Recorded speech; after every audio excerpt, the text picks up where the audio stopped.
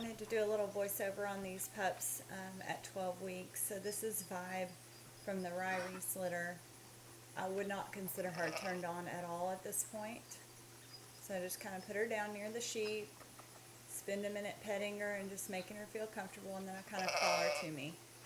And what I'm going to do is just kind of try to push these sheep around in this pen, and I'm going to call her to me to keep the sheep moving, because if she's with me, the sheep will move away. So when she's not paying attention, I'm just pushing on the sheep. So see how she they move and she kind of shies away a little bit. So she's telling me that she's feeling the pressure of the livestock. She does see them. She's not wanting to interact with them at this point. So that's okay, because she's nice and happy. She's walking with me. So as long as she's going to walk with me, those sheep are going to keep moving. And so I can just keep walking and trying to put her in a position to where she's going to notice them. Body language is nice and up. She's happy to be in there. She's just not working yet. So this is just low pressure. The stick is not to guide the puppy at all. The stick is in case I have a sheep that wants to look at her, I can kind of pop it in the face and make it turn off and move. So there, she's being really good. She's watching them.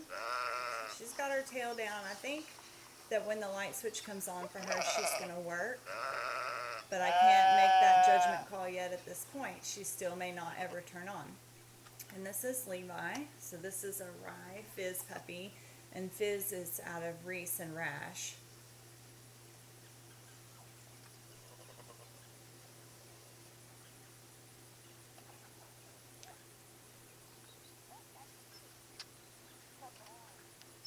So he's a really nice, steady puppy.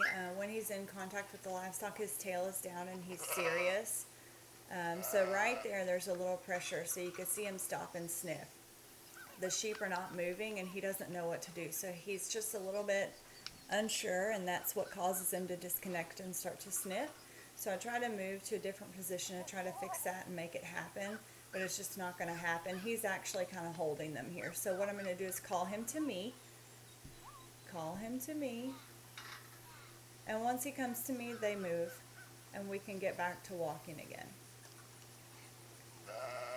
So you notice the little things about the puppy, where he's working, where he's interested, and then where he starts to lose that confidence, and that's when you need to step in. So you can see his tail down. He notices the cattle there on the side, but he keeps coming with me. So the more the sheep move, the more excited he kind of gets. You see that tail drop there?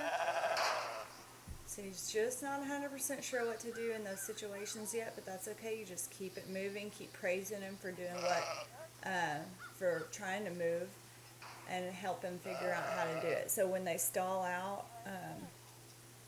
I let him kind of move if he's going to, and try to figure out how to make the sheep move.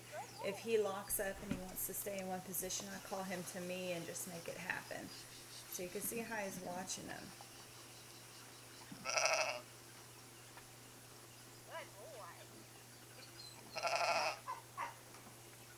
Good boy. You see how they're in the corner, they're stopped, he wants to hold them there. But then he actually figures out how to move around to the back by himself and try to get them moving. But he notices the cattle, so I'm praising him for that. And he shies away a little bit because they all start to come up to the fence. So what I do is I just call them over to me near the cattle. I bend down, I praise them. I let them know, good job for that. I don't want you to be afraid of them. I just want you to keep on working. I push the cattle away from the fence and we go back to work. No big deal. But I supported the puppy during that time where he was a little bit unsure.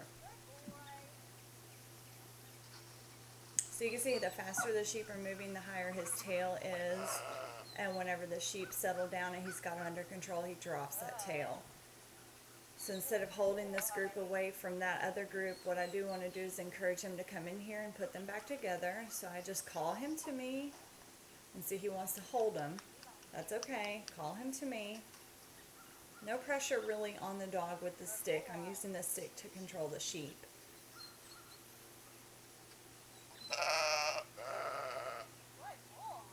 So he wants to go and hold them in a group and kind of stop them. That one kind of jumped and it startled him a little bit, but he kept on working. Just a really nice even pup. And then this is Toss, so completely different approach here. He's already turned on to the livestock. He's not going to be old enough yet for me to put a lot of pressure on him. As you see, he wants to, his tail is nice and down when he's in contact with them. He wants to create that movement. When he does create movement, he's not really holding them in a group. He really wants to sort one off and kind of head it. So he does pretty good there. He's got one direction that he prefers. That's why me being in the way of his path didn't influence him at all. So this is a pup I'm not going to let continue to do this very much. I only put him in with the sheep on this date to have a comparison with the other two for this video. Otherwise, I would not have put him in the pen because of this particular behavior here. He's very turned on to the stock, and he's not going to be old enough for me to start putting pressure on yet. He doesn't have the leg length to really get control of them if we were to be in a bigger area. He's just not at the mental level for me to want to start.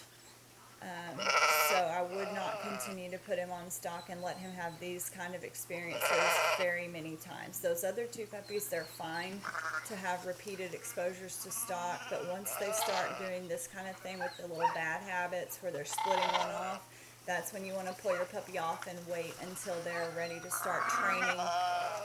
I do start to put pressure on him here. Basically, I'm just trying to tell him, don't, if I put this pole in your eyes, don't cross my path. And I'm trying to get it to come back together. Not lacking of any confidence here. I don't think he's being malicious. He's not just biting or trying to grab, but I think he is working for himself completely. He doesn't have me in the picture at all. He's not trying to bring the sheep to any specific location. I do think for puppies it is hard for them to really see the full job because they are small.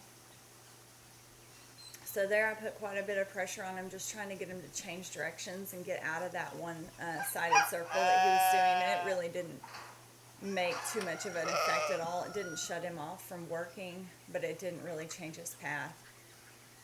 So I do let him kind of head this one off. Once he's got it stopped, he loses interest a little bit. So you know he's kind of really prey driven. So I just walk up to it. I try to get it to turn. Once it turns and he stops, I just go ahead and grab him and call him off.